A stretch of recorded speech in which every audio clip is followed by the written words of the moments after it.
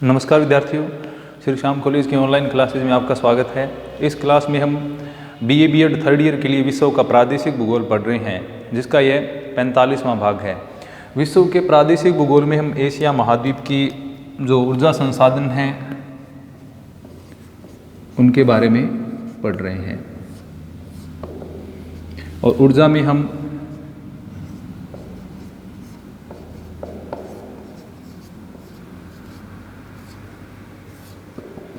जल विद्युत या हाइड्रो इलेक्ट्रिसिटी के बारे में हम पढ़ रहे थे, जिसमें हमने जल विद्युत का जो उत्पादन है एवं वितरण जो है उसके बारे में हम पढ़ रहे थे, जिसमें हमने चीन में जल विद्युत के उत्पादन एवं वितरण के बारे में पढ़ा। अब अगला जो देश है वह है जापान।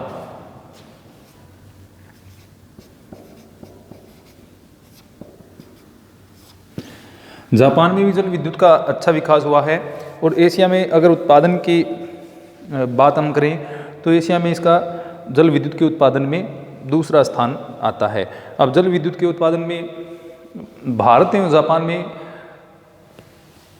जो अगर उत्पादन की अगर हम बात करें तो ज़्यादा अंतर नहीं है, लेकिन जापान में जो संभाव्य क्षमता है उसका विकास अधिकतम हुआ है, यानी संभाव्य क्षमता का ज़्यादातर उपयोग उन्होंने कर लिया है। अगर एशियाई देशों में अगर हम संभाव्य क्षमता की बात करें जल विद्युत उत्पादन में, तो सर्वाधिक विकास हुआ है जापान में, यानी उन्होंने अपनी संभाव्य क्षमता जो है उसका सर्वाधिक उपयोग किया है, क्योंकि उनके पास जो प्रौद्योगिकी है वो विकसित है, उनकी तकनीकें हैं वो भारत की तुलना में, अन्य देशों की तुलना में एशिया में सर्वाधिक विकसित है, क्योंकि ये एशिया का विकसित देश है जापान।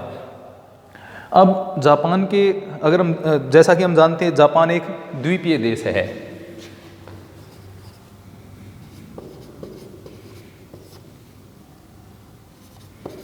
और इन्होंने यानी उत्तर से लेकर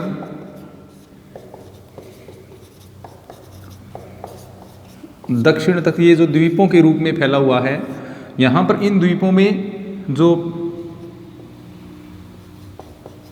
पर्वत हैं उनसे क्या होता है, जो छोटी छोटी नदियाँ निकलती हैं।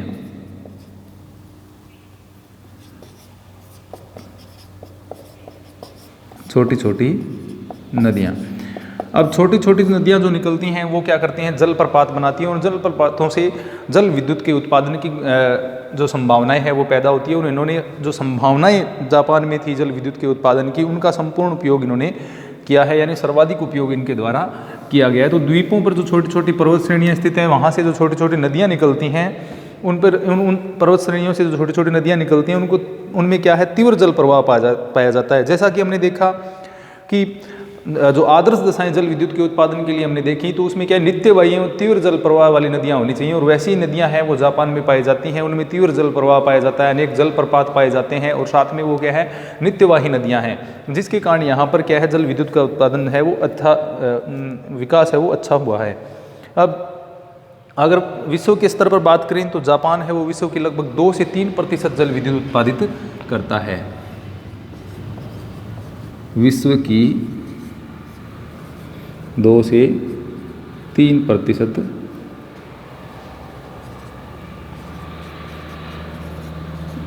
उत्पादन है वो यहाँ पर होता है।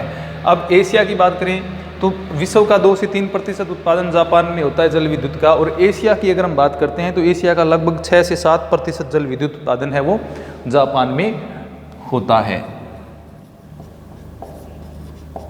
एशिया का 6 से 7% उत्पादन जापान में होता है। अब जल विद्युत की उत्पादन जो मध्यवर्ती जो पहाड़ियाँ हैं यहाँ की, उनसे जो नदियाँ निकलती हैं जो कि तटीय मैदानों में जलप्रपात बनाते हुए प्रवेश करती है, तो वहाँ पर इन्होंने विद्युत केंद्र उत्पादन केंद्र है वो स्थापित किए हैं, और वहाँ से क्या है, विद्युत का उत्पादन किया जाता है। तो इन्होंने क्या है, लगभग अपनी जो कुल संभाव्य क्षमता है उसका 75% विकास इनके द्वारा कर लिया गया है। तो जापान के द्वारा संभाव्य क्षमता का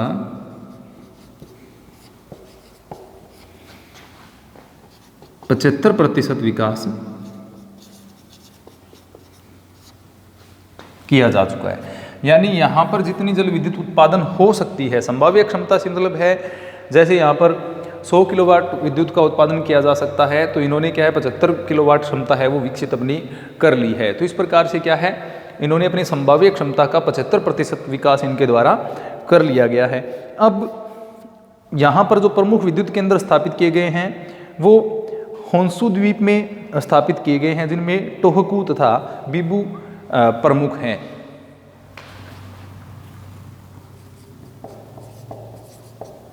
होन्शु द्वीप में तो यहाँ की जो संभाव्य क्षमता का जो विकास हुआ है उसमें सर्वाधिक जो विकास हुआ है वो कहाँ पर हुआ है, होन्शु द्वीप में। और यहाँ पर होन्शु द्वीप के जो मुख्य जल विद्युत उत्पादक क्षेत्र हैं उनमें टोहोकू तथा बीबू 2 प्रमुख उत्पादक केंद्र हैं।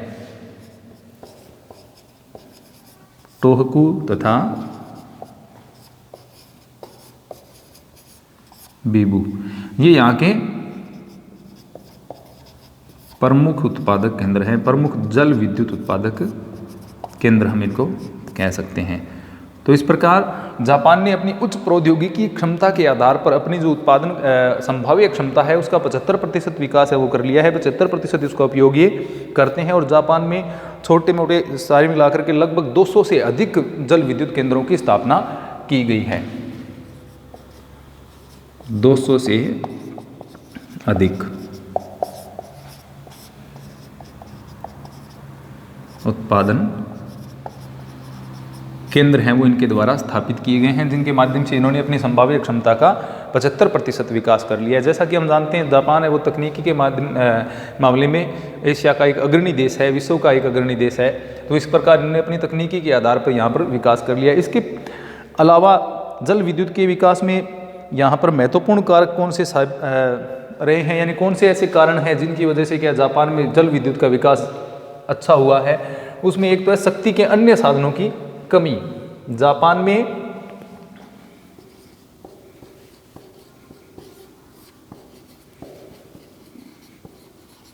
अन्य साधन जो हैं कम है, जैसे कोयला कम है, इसके अलावा पेट्रोलियम।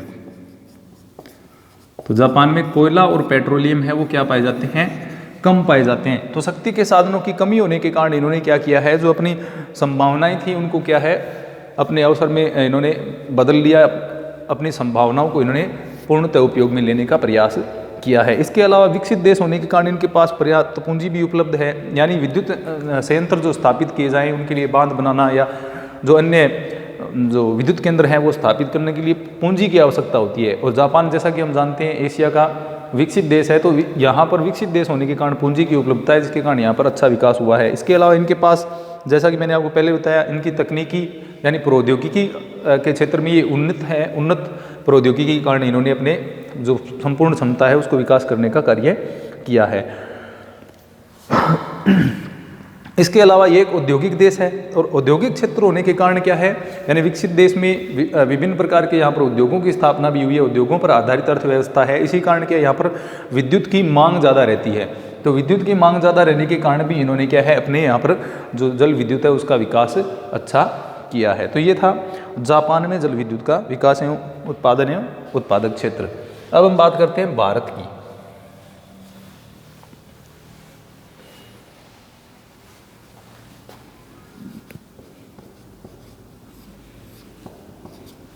अब भारत में जल विद्युत के उत्पादन की हम बात करें तो भारत में सर्वप्रथम 1897 में बिजली की आपूर्ति प्रारंभ हुई थी दार्जिलिंग में।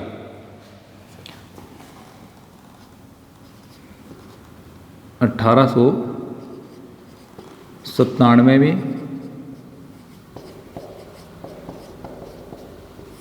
दार्जिलिंग से यहाँ पर प्रारंभ हुआ था। अगर हम जल विद्युत के उत्पादन की बात करें तो कावेरी नदी के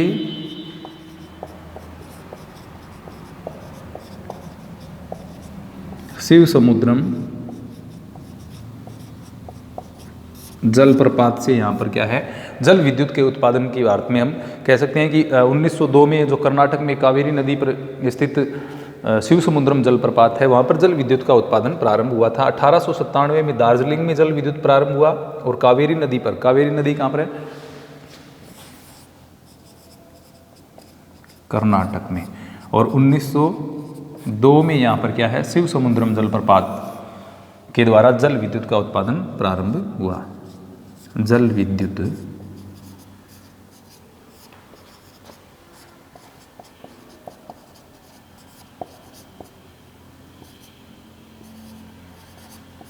प्रारंभ हुआ था। तो इस प्रकार भारत में 1897 से विद्युत आपूर्ति प्रारंभ हुई थी। और जल विद्युत के उत्पादन की हम वास्तविक शुरुआत की बात करें तो कर्नाटक में कावेरी नदी पर जो शिव समुद्रम जलप्रपात है वहाँ पर जल विद्युत संयंत्र की स्थापना की गई थी 1902 में। और भारत की जो भौगोलिक परिस्थितियाँ हैं उनमें यानी भारत की जो नदियाँ हैं वो बहुत सारी जल विद्युत उत्पादन की क्षमता में प्रदान करती हैं, बहुत सारी संभाव्य क्षमता भारत के पास है, लेकिन यहाँ पर विकास बहुत ही कम हुआ है, संभाव्य क्षमता का विकास कम हुआ है। और भारत भी लगभग विश्व की 2 से 3% जो जल विद्युत है उसका उत्पादन कर पाता है। और यहाँ की जो क्षमता की बात करें तो क्षमता इसकी जो जल विद्युत उत्पादन की क्षमता है वह अन्य देशों की तुलना में थोड़ा सा कम विकसित हुई है, क्योंकि पूंजी की कमी है, तकनीकी ज्ञान की कमी आदि अनेक कारणों से क्या है यहाँ पर विकास कम हुआ है। क्योंकि संभाव्य क्षमता काफ़ी है, तकनीकी पिछड़ेपन के कारण क्या जल विद्युत का विकास भारत में कम हो पाया है। क्योंकि अब जल विद्युत संयंत्र स्थापित करने के लिए विद्युत की मांग भी होनी चाहिए, इसके अलावा पूंजी, तकनीकी ज्ञान, इन सारी चीज़ों की आवश्यकता होती है। जैसे हमने पहले आदर्श दशाओं में पढ़ा, तो भारत में ये सारी चीज़ें कम होने के कारण क्या है भारत की जो संभाव्य क्षमता है उसका विकास नहीं हो पाया। जैसे अगर हम विश्व में सर्वाधिक जल विद्युत उत्पादन की क्षमता बात करें तो अफ्रीका महाद्वीप में, लेकिन वहाँ पर क्या है तकनीकी विकास की कमी के कारण उनका विकास नहीं हो पाया है, क्षमता का पूर्ण उपयोग है वो नहीं हो पाता है। अब भारत में जैसे जल विद्युत उत्पादन की क्षमता की अगर हम बात करें तो उत्तर में हिमालय है, पूर्वोत्तर में पर्वतीय क्षेत्र हैं, पश्चिमी घाट है, मध्य भारत की अनेक पर्वत श्रेणियाँ हैं, वहाँ से जो नदियाँ निकलती हैं वो अनेक जलप्रपातों का निर्माण करती हैं, तो उनके ऊपर जल विद्युत संयंत्र स्थापित किए जा सकते हैं। इसके अतिरिक्त नदियों के ऊपर बांध बना करके उनसे भी जल विद्युत संयंत्र स्थापित किए जा सकते हैं, यानी बहुउद्देशीय योजनाओं के माध्यम से भी जल विद्युत संयंत्रों की स्थापना की जा सकती है। इसकी संभावनाएं भारत में पर्याप्त हैं, लेकिन विकास इनका कम हुआ है। भारत में जैसे नदियां हैं उनके ऊपरी भागों में यानी पर्वतीय भागों में जहाँ पर वो जलप्रपातों का निर्माण करती है तो वहाँ पर जल विद्युत के उत्पादन की पर्याप्त संभावनाएं हैं, लेकिन तकनीकी ज्ञान, पूंजी की कमी आदि कारणों से इनका विकास पूर्णतः नहीं हो पाया है। अब भारत में विभिन्न पंचवर्षीय योजनाओं के माध्यम से, जैसा कि हमने पढ़ा है बार बार, बहुउद्देशीय परियोजनाओं का विकास हुआ। जैसे भाखड़ा नांगल परियोजना है, रिहंद परियोजना है, दामोदर घाटी परियोजना है,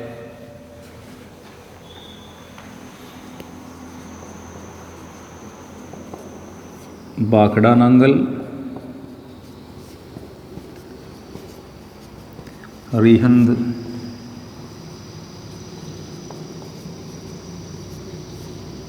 दामोदर घाटी, ये जो परियोजनाएं हैं इनके माध्यम से भारत में क्या है जल विद्युत के उत्पादन किया जा रहा है। इसके अलावा तुंगभद्रा, नागार्जुन सागर, हीराकुंड,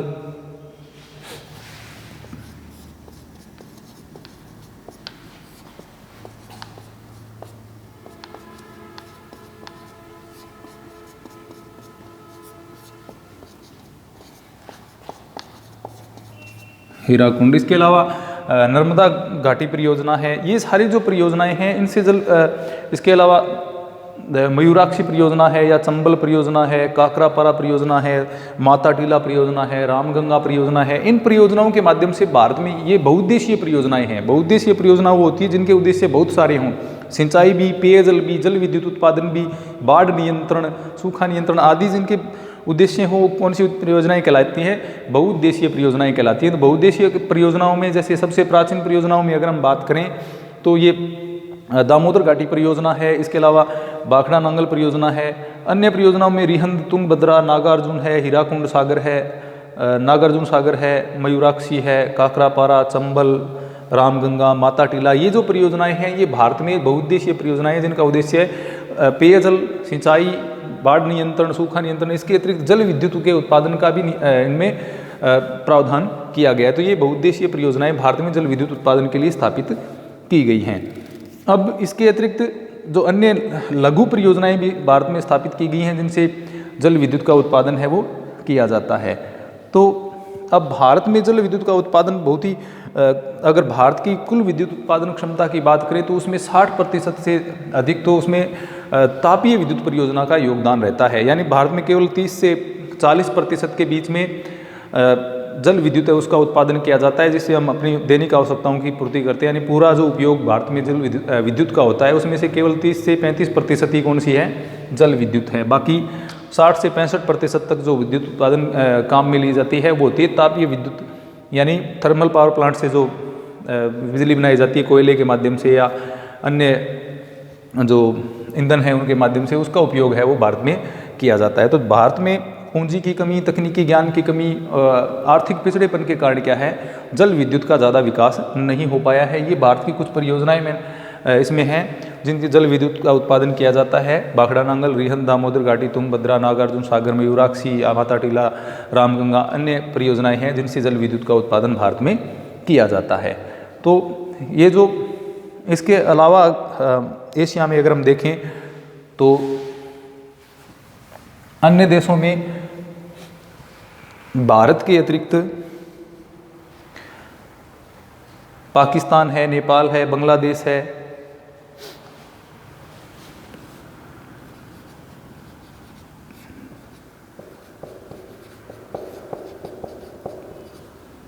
पाकिस्तान, नेपाल,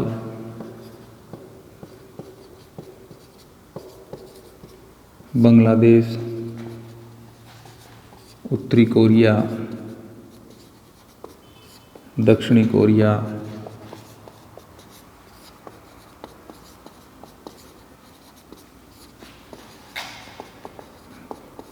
म्यांमार, इनमें भी जल विद्युत का उत्पादन है वो किया जाता है। जल विद्युत के उत्पादन में जैसे दक्षिणी पूर्वी एशिया है तो उसमें संभावनाएं पर्याप्त है, नदियां हैं, तीव्रगामी नदियां हैं जिनमें क्या जल विद्युत का उत्पादन किया जा सकता है, लेकिन उन संभावना का विकास थोड़ा कम हुआ है। तो एशिया में अन्य देशों में पाकिस्तान, नेपाल, बांग्लादेश, इसके अलावा उत्तरी एवं दक्षिणी कोरिया या दक्षिण पूर्व के जो अनेक देश हैं जिनमें छोटी छोटी जल विद्युत परियोजनाएं हैं, जिनमें म्यांमार, नेपाल में, थाईलैंड, इंडोनेशिया आदि में भी जल विद्युत है उसका उत्पादन किया जाता है। तो इस प्रकार एशिया महाद्वीप में पर्याप्त संभावनाएं जल विद्युत के विकास की हैं। उनमें से पूर्णतः विकास उनकी क्षमता का नहीं हो पाया है। तो बहुत सारी परियोजनाओं के माध्यम से विभिन्न देशों में जल विद्युत के विकास की जो प्रयास है वो किए जा रहे हैं। तो ये था भारत में एशिया महाद्वीप में जल विद्युत का उत्पादन। इसके अलावा अन्य जो खनिज हैं या जो अन्य ऊर्जा के संसाधन है उसमें स्थान आता है परमाणु ऊर्जा का।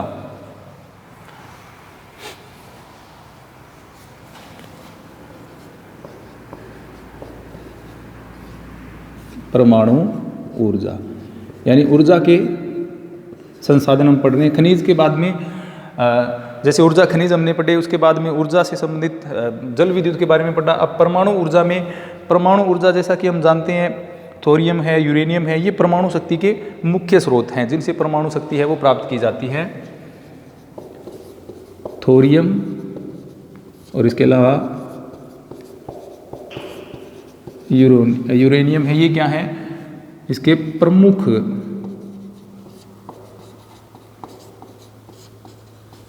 स्रोत हैं। थोरियम और यूरेनियम से परमाणु ऊर्जा है वो मुख्यतः प्राप्त की जाती है। अब इसका जैसे विश्व स्तर पर अगर उत्पादन की बात करें तो 1930 का जो दशक था वहीं से इसमें ये प्रारंभ हुआ था, लेकिन विश्व स्तर पर इसका विकास अधिक नहीं हुआ है। ये केवल विकसित राष्ट्रों में उपयोग अधिक है। इसमें महत्वपूर्ण स्थान की बात करें तो संयुक्त राज्य अमेरिका, फ्रांस, जापान, ये जो देश हैं ये जो परमाणु ऊर्जा है उसके उत्पादन में अग्रणी स्थान रखते हैं। अब एशिया में सर्वाधिक परमाणु ऊर्जा की अगर हम बात करें, क्योंकि हम एशिया महाद्वीप के लिए एशिया महाद्वीप का अध्ययन कर रहे हैं, तो एशिया महाद्वीप में अगर हम बात करें तो जापान है वो प्रथम स्थान पर आता है।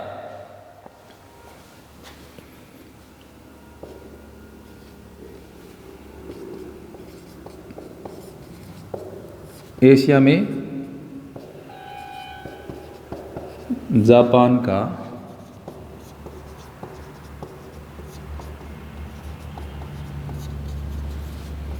प्रथम स्थान है। तो एशिया महाद्वीप में परमाणु ऊर्जा जो है उसके उत्पादन में जापान पहले नंबर पर आता है, पहले स्थान पर रहता है। विश्व का लगभग ये 10% परमाणु ऊर्जा उत्पादन यहाँ पर होता है। जापान में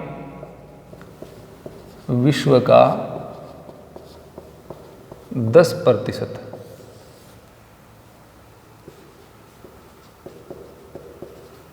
उत्पादन होता है।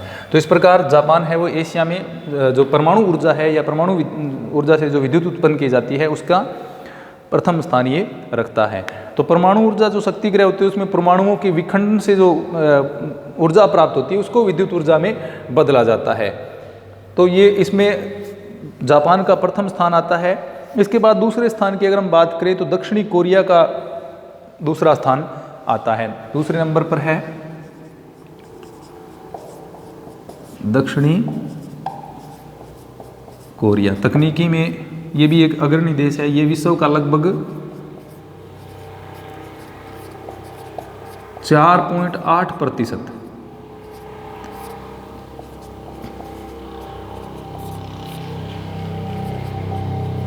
ऊर्जा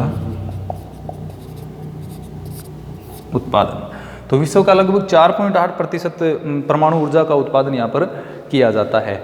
विश्व स्तर पर अगर हम परमाणु ऊर्जा के उत्पादन की बात करें तो प्रारंभ 1930 से हुआ है, लेकिन जो द्वितीय विश्व युद्ध है उसके बाद में इसका ज़्यादा विकास हुआ है। उसके बाद इसको विद्युत बनाने के लिए या परमाणु ऊर्जा के रूप में इसको ज़्यादा काम में लिया जाता है। इसके बाद तीसरे देश की बात करें तो इसमें चीन है। उसके बाद जापान में भी परमाणु ऊर्जा के संयंत्र चीन और भारत का भी स्थान इसमें आता है। इसके बाद चीन और भारत इनका भी स्थान आता है, लेकिन इनका विश्व स्तर पर कोई विशेष नहीं कह सकते, बहुत बड़े स्तर पर योगदान नहीं है। या ऊर्जा उत्पादन जो कुल ऊर्जा की खपत होती है, जैसे भारत में कुल ऊर्जा की खपत होती है उसका 1% के आसपास जो है वो परमाणु ऊर्जा से हमें प्राप्त होता है। तो बहुत ही कम मात्रा में उत्पादन होता है।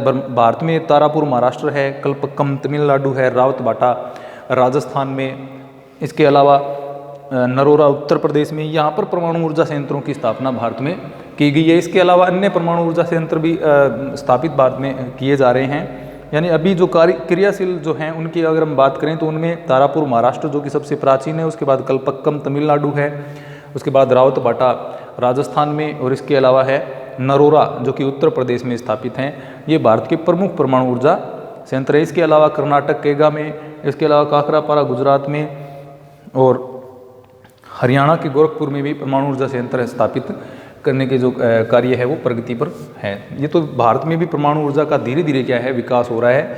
तो विश्व स्तर पर जो अगर हम देखें या एशिया के स्तर पर देखें तो एशिया में प्रथम स्थान जापान का आता है। इसके बाद कोरिया और चीन का स्थान परमाणु ऊर्जा के उत्पादन में आता है। तो ये था एशिया महाद्वीप में ऊर्जा का उत्पादन। धन्यवाद।